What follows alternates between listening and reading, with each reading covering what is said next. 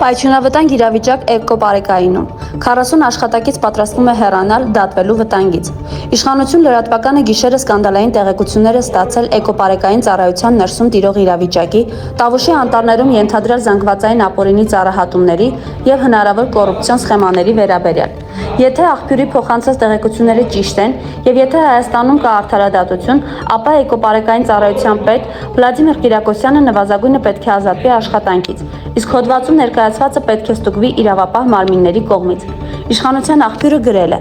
Հերթական խայտառակ վիճակը էկոպարեկային ծառայությունում։ Նոր ստեղծված ծառայությունը գոյություն ունի միայն թղթի վրա։ Օգտակար գործողության գործակիցը գրեթե զրոյական է, ինչի մասին են փաստում ստացվող տեղեկությունները։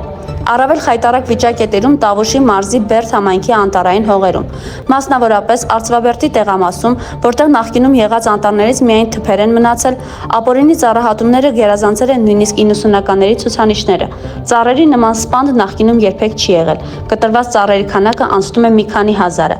Էկոպարեկները նոր ավտոմեքենաներով երթևեկում են մայրուղով, ասֆալտի վրայով, անտառահատների հետ երբեք չեն խաչվում, ինչի պատճառով արդեն մարդիկ կասկածում են, որ գործում են նախապես պայմանավորված սխեմա կամ հանձնարարական վերևից, չխանգարել փայտագողերին, նույնիսկ գաշակների չափեր են շրջանառում, Վիլիսով ապորի փայտի տեղափոխումը 5-ից 10,000 դրամ, զիլ մեքենայով 40,000 դրամ։ Ցավալի նաև այն է, որ էկոպարեկները ծառայողական ավտոմեքենաներով շատ հաճախ երթևեկում են քաղաքացիական հագուստով։ Այդ մեքենայի մեջ տեղափոխում են անձնական իրեր, մարզերից գալիս են Երևան իրենց գործերով, ծանոթ պաշտոնյաների են ուղեկցում, գիշերները մեքենաները կանգնեցնում են իրենց տների բակերում, այսինքն անում են ամեն ինչ, բացի բուն ծառայությունից։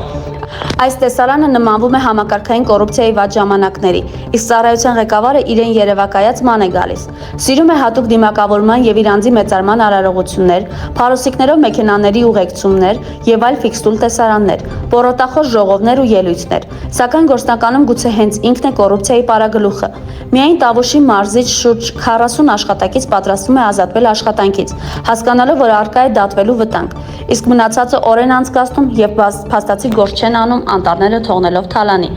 Մյուս մարզերում նույնպես ահավոր վիճակ է։ Բացարձակապես կարգուկանոն չկա և կոռուպցիոն սխեմաներ են գործում։ Բարձր պաշտոնների են առաջադրվում հայ անտառի և ազգային պարեկների նախկին փայտագողերը կամ նրանց հետ փոխկապակցված անձինք, ինչը վկայում է, որ այդ կառույցները համագործակցում են անտառների և ազգային պարկերի թալանի հարցում։